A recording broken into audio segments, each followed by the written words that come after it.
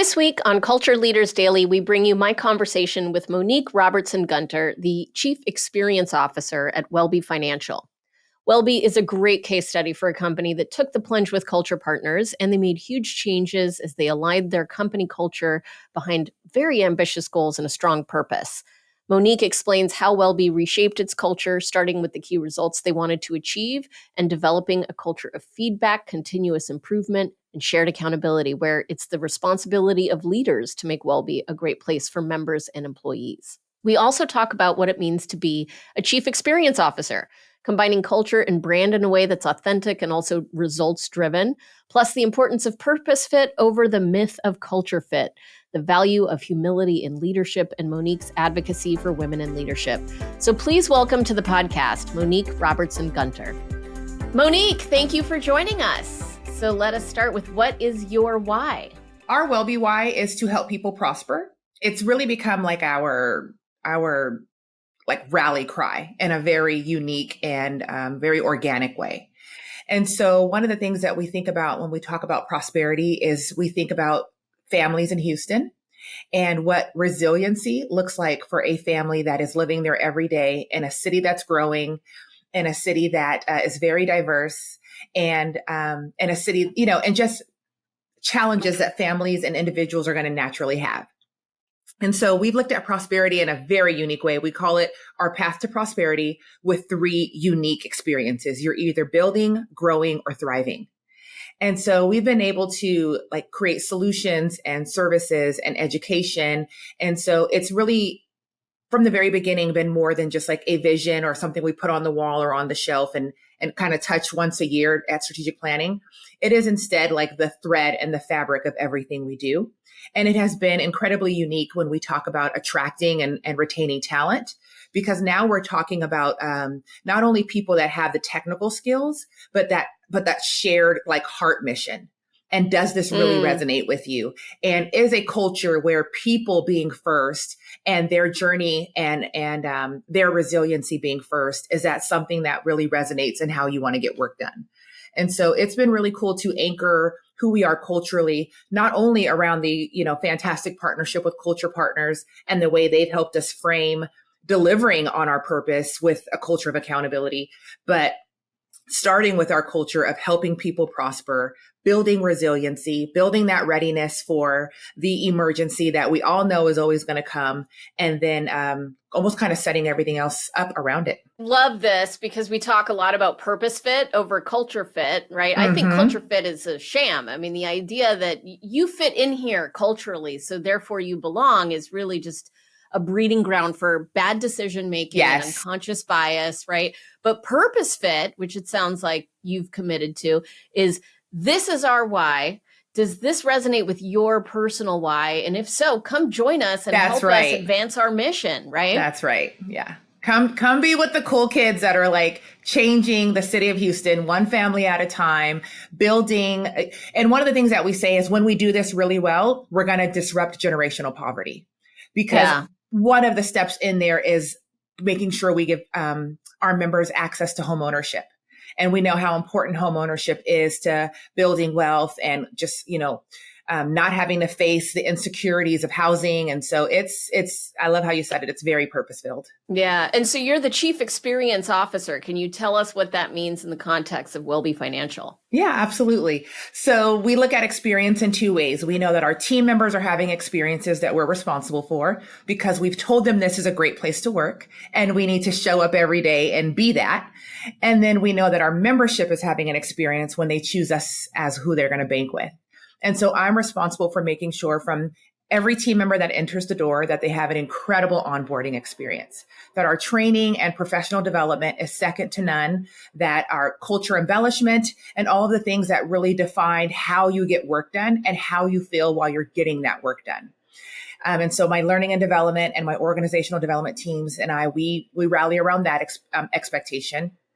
And then I'm also responsible for our branches, our contact center, our wealth management division, our business and community development groups. And then so those things are kind of, again, how the membership experience us. So what is our culture around excellent member service? How do we make sure we're assessing the right needs for where you're at in your build, grow, thrive? What is it like when you call here, right? Just that ease of doing business with us. And so we build the trust, build the relationship, and then, you choose us as a great financial services partner. So relationship kind of holistically, what's it like to work here and what's it like to bank here? Yeah, so this is one of those cutting edge roles that we've started to hear about. Maybe it was cutting edge 10 years ago, right? And then Yes. 5 years ago, more and more people started taking this on. But this is the role that marries brand and culture, Yes. because you understand they're the same thing, right? Our Absolutely. culture is an internal manifestation of our brand, and the brand is an external manifestation of our culture. If your culture sucks and your brand is great, that's fake. And if your brand is bad and your culture is fantastic, well, something not aligning there, right? So we love, Culture Partners is all about experiences at the Very much so. foundational level. Everything is about experience. So I would love to talk about we don't usually do this, but to talk about your journey, your culture journey, starting with before we got involved. I mean, what was happening before we joined you as partners in the business, in the experiences of internally and externally? What was the challenge that you were trying to solve for? You say what was happening. I would almost say it's like what was not happening. So we Mm, were undergoing tremendous transformation. A name brand change. So our legacy brand was Johnson Space Center. We had almost 60 incredible years under that brand, serving families and employees of the NASA Johnson Space Center workforce. And so under some leadership decisions, it was really thinking about how are we again going to serve all of the greater Houston area. And we recognized that there was it was an opportunity for some great transformation moments. So we did a name brand change, now Wellby Financial.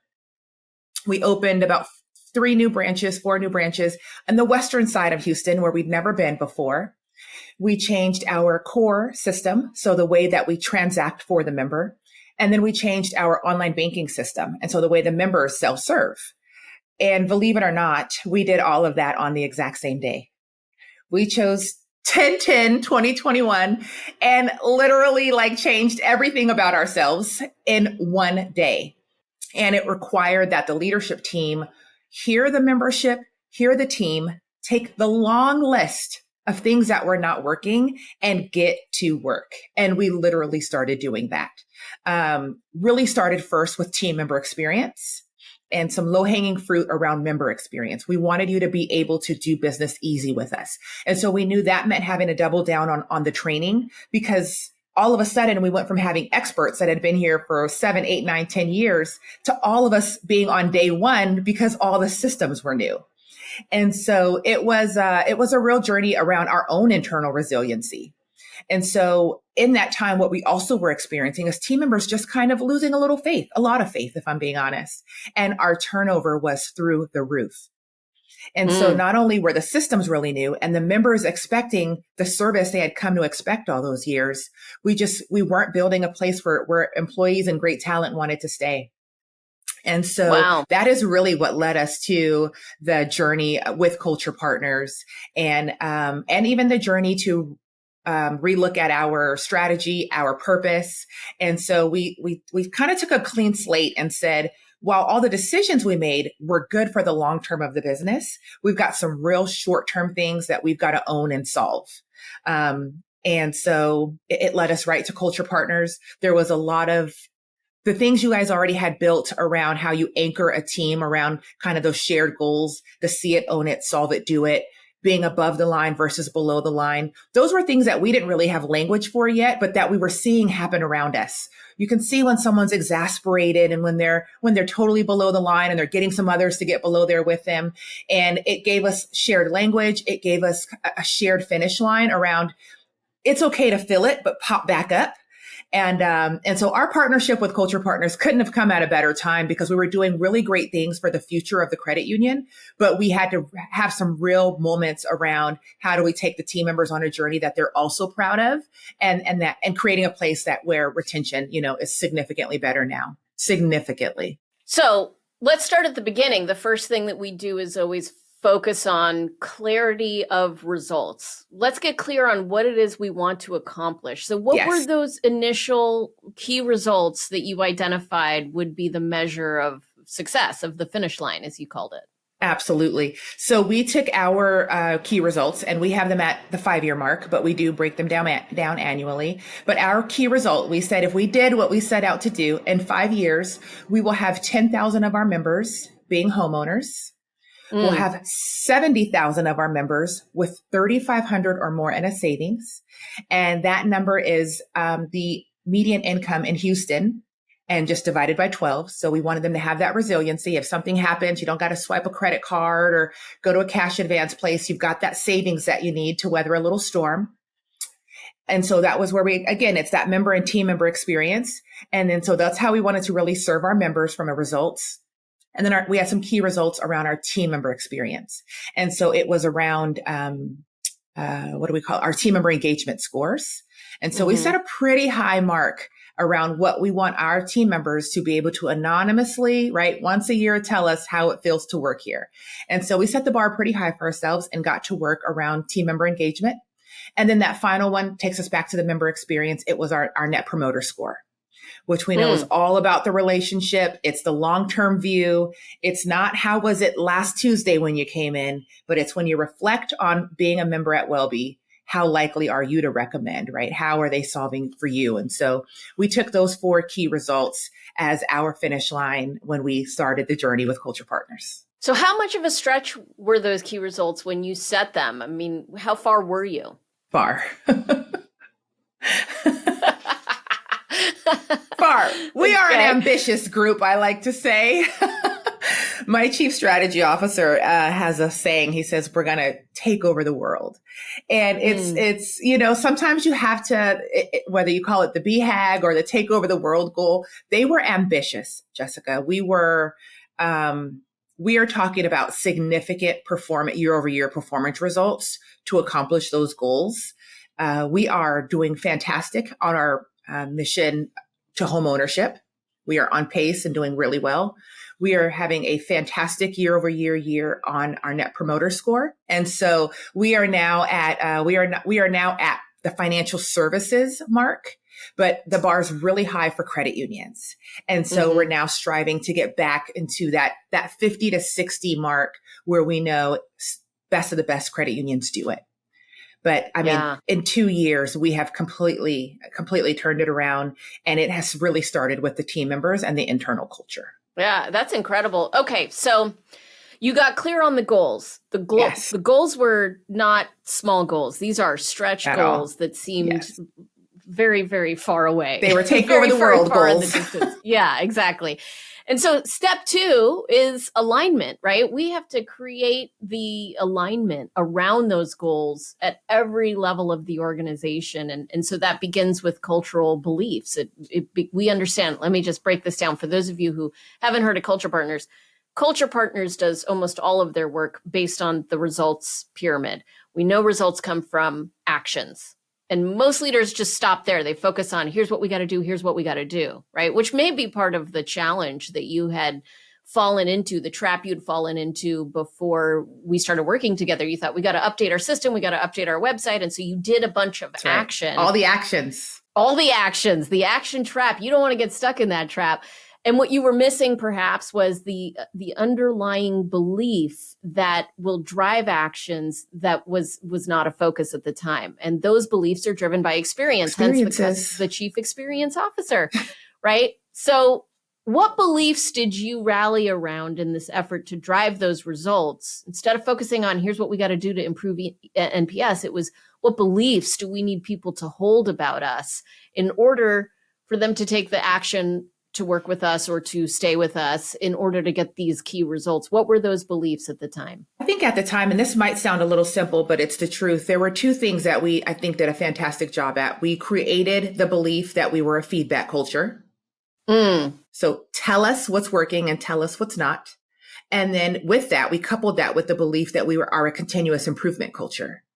And so if you tell us, it doesn't go off into la la land, but we now have a charge from you as our team members to make this a better place. And we, small groups, large groups, interdepartmentally, we really began, what are all the things, we call them what are the workarounds? Where do you find yourself doing workarounds all day when really you're just thinking, do my leaders not know that this is not efficient? And by asking some of those questions around what are your thorns, we were able to get a list, create a culture of feedback, and then say thank you for the feedback, not give an excuse on why we built it that way, right? But here are the team members that use it every day and go and make it better. So it was the culture of feedback and the culture of continuous improvement. By creating that belief system, it really helped start to turn things around very quickly, because you started to earn trust in that way too.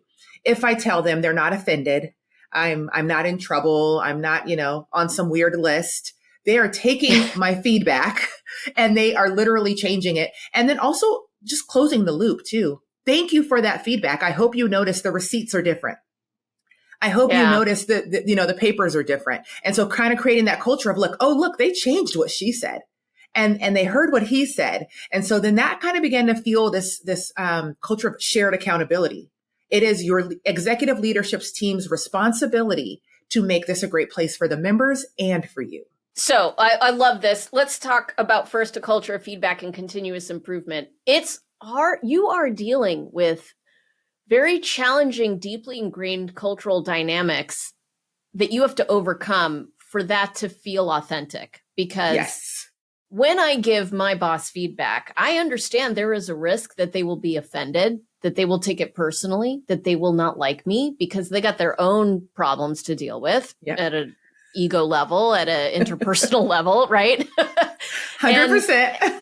It can easily become a career limiting move. I mean, I have experiences all throughout my career where I had plenty of feedback to give and I kept my mouth shut because I was trying to save my job.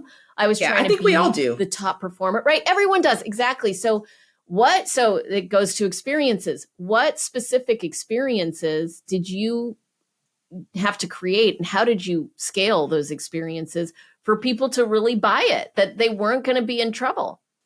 We started with just, again, in cross-departmental experiences. So this is, I'm going to really go into the weeds with you.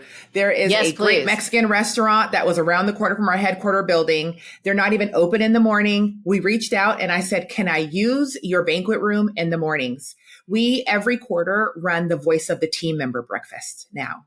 And it's about 45 people in this restaurant that's closed. It's just us. And I start off with some of the same things. I've been hosting it now for about 2 years. And it's, the welcome and the introductions, but then you're going to see me do a couple of things. One, I'm writing. I am not writing down who said what. I'm writing down what you all said because this is my homework. And then that allows me to kind of also know, if one person says something and all the heads start nodding, that's a thing. That's a thing that's at the top of the list for me and my peers. And then there's one or two things that are thorns for, separate locations. Also thinking about it as a credit union, we have 22 branches and we have a major headquarter building. And then we have an administrative building on the southwest side of town because Houston is so large. And so you're also thinking about these experiences in all of these different buildings. And so again, I start with, I'm going to write down what is said, not who said it. Who said it is not important. And I really don't write down who said it.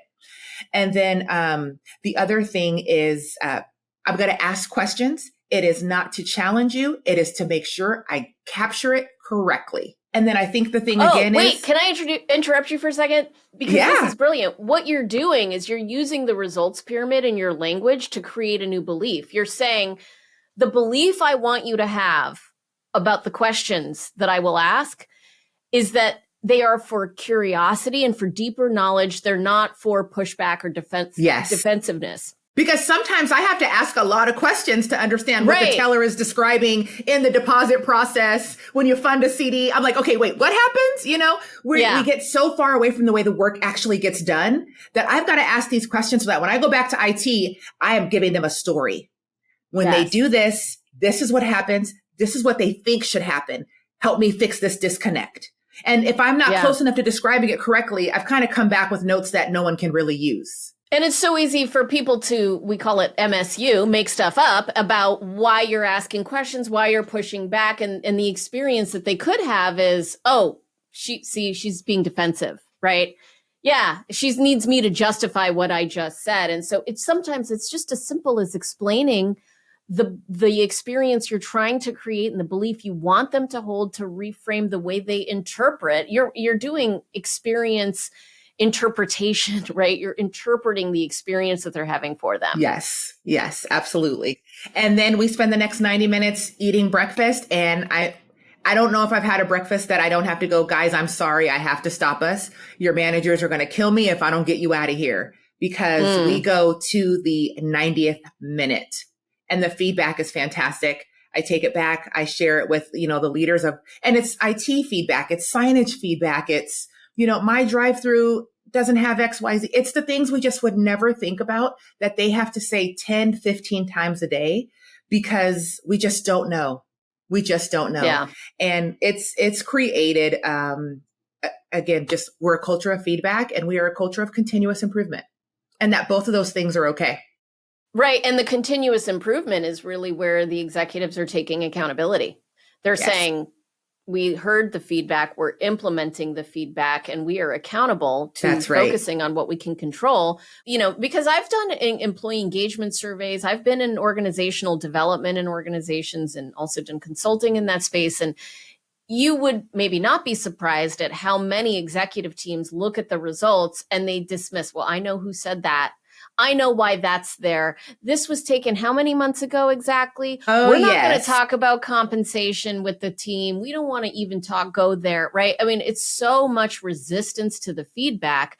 And then people are irritated that they even participated in the survey. It's like our ego shield to believe that the feedback is an outlier.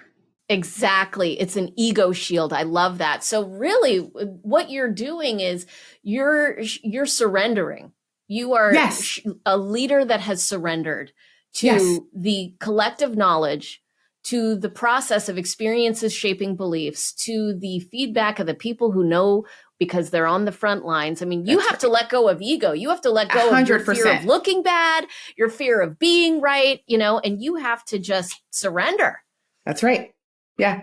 Which does not look like strength ticked a lot of the time in the corporate world, right? I mean, corporate is all about never surrender. We're going to drive results. We're going to get there. And it oftentimes, I mean, that ability to control is totally an illusion. I mean, you're in the action trap, right? Yeah, 100%. It is an illusion. Was there work that needed to be done with the leadership to let go, to help them let go and surrender to the collective?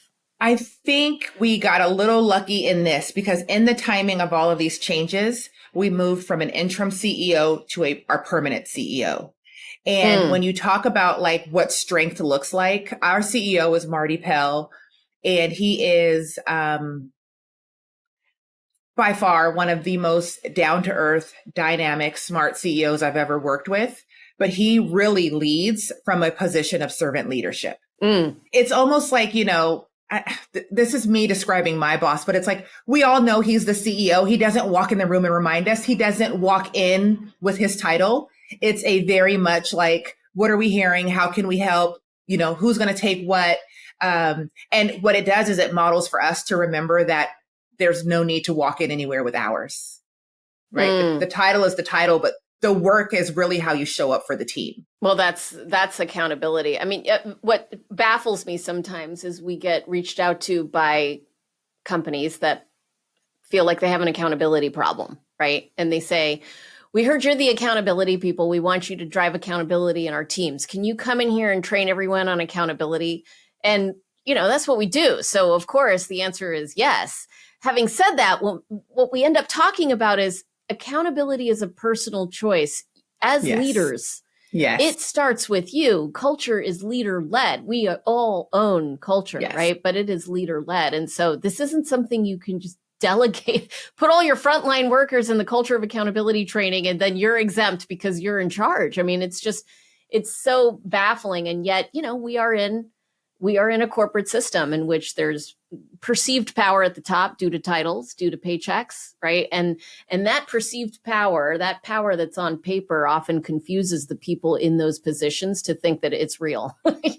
Totally agree. And you kind of remember who has the dynamic when you are faced with what we were faced with a couple of years ago with our attrition just so high. Yeah.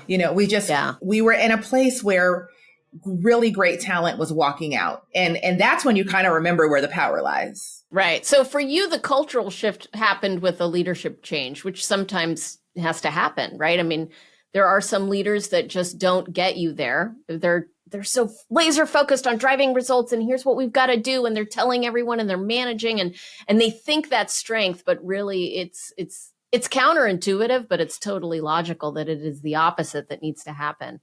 Wow, this is so great. Can you tell us, I mean, so one of the things that we have these tools. You talked about the common language, right? Above the line and below the line, and the see it, own it, solve it, do it. Could you tell us a story about those tools being used in action in a moment, a particular person or a particular team that leveraged those tools and how it changed the outcome, just to help people understand how it comes to life in the real world? Yeah, absolutely. I'm thinking of like a story. One of the things I want to say first is just that one of the journeys that we're on, right? This is like an everyday thing. Our culture committee and our culture champions, the executives that, that help co-steer those teams, we are on it and after it every single day.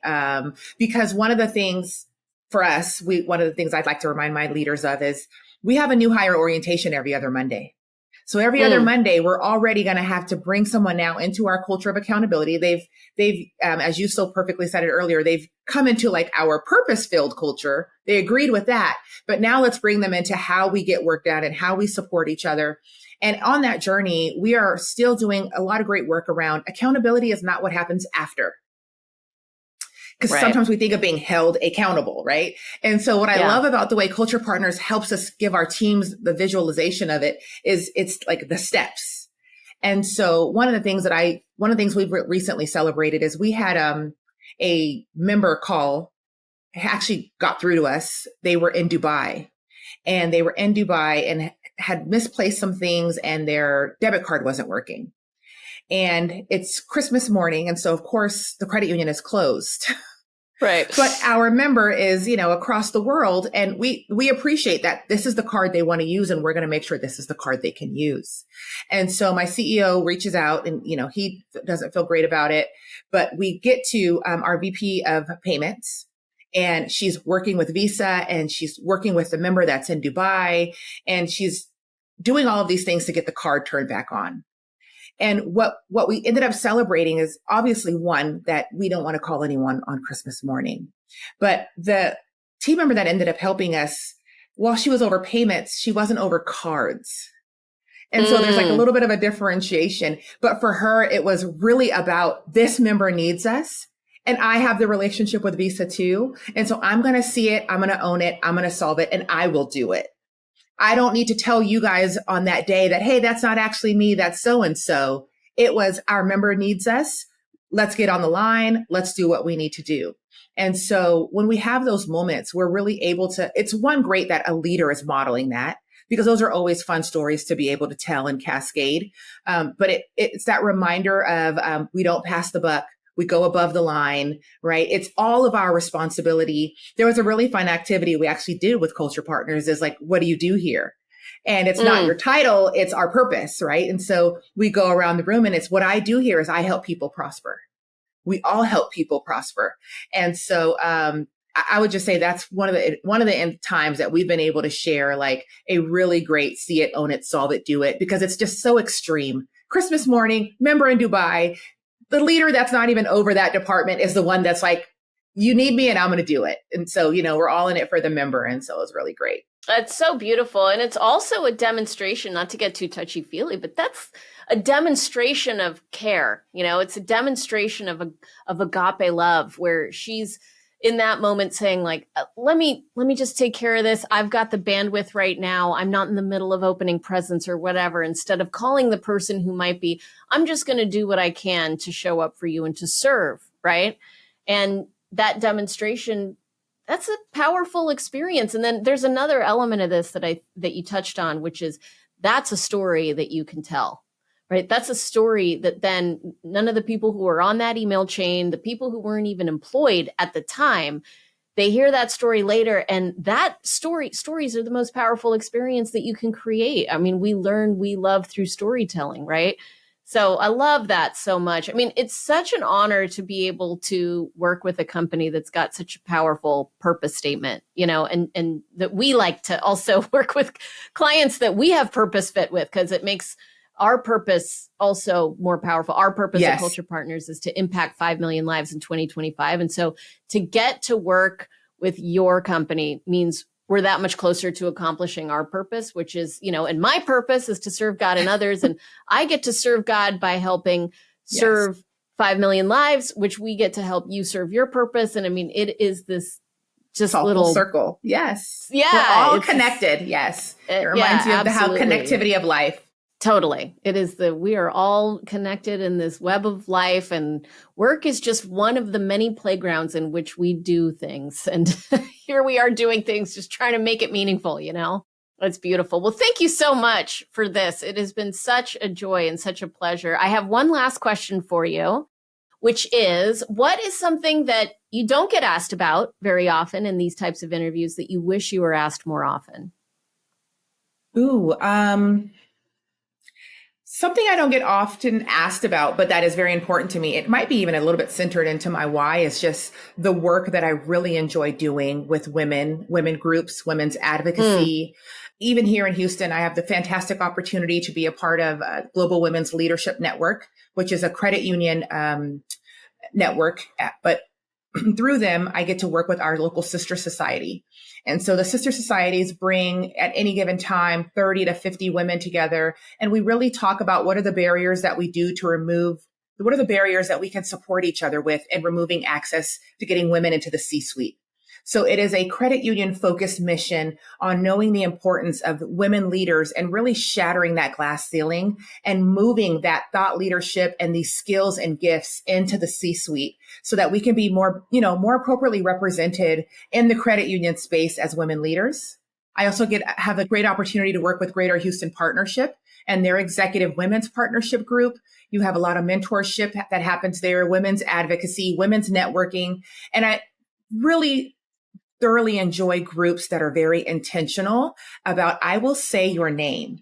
And so I really try and lead with that effort of, what are the opportunities, knowing each other's resumes. And it really circles back again to some of my why, which is really about women's mentorship. I recognize how I see the faces sometimes when I walk in the room and they're like, that's the chief, and I recognize that, being able to see someone that's like you is important. It is important because it breaks down that mental barrier of what's possible for yourself. And I don't take that lightly. And I love being a role model for what's possible for women in executive spaces and being a steward of making sure that I bring as many seats to the table as I possibly can. And if we have too many seats, we're going to build another table, because women leaders are important and they matter. I think we're in a generation now where we are being represented in an incredible way in the Fortune 500 space. And I could just go on and on about women's leadership. And so that's one thing that I'm not often asked that I do enjoy and have a passion around. Well, please keep going on and on about it, because I'm also passionate about that. 3 years ago, we did research at Culture Partners. We're always trying to, it's easy enough when you care about people and culture to say, well, you should work on culture and you should do the right thing. But, the reality is it also has to make sense for people to invest in those ideas. And we did research that shows that the more women you have in leadership positions at your organization, the more growth you will experience and financial success you will experience. Companies that had less than 20% of their leadership roles filled by women were doing significantly worse than companies that had at least 45% of their leadership roles filled by women, for exactly the reason that you said, right? If I show up, that's actually one of the first things I do whenever I've considered a new role at a new company is let me look at their leadership page and see if I belong, That's right. See, that no, sense of belonging is critically important to people. Yeah. And if I work at a company like that, it is demotivating. It is frustrating. It does not feel aligned with who I have to be. I have to see myself in that role. And I need to know that you guys see me too. And so that's right. It also works for business. Like many, many, many of these things, even though some people need to be convinced of it through data, the reality is oftentimes, more often than not, doing the right thing translates to greater business results. Yes, it does. Well, it's beautiful. Thank you so much, Monique, for joining us. This has been one of the best episodes. Have a wonderful rest of your weekend. Let's stay in touch too. I mean, this has been great. Thank you.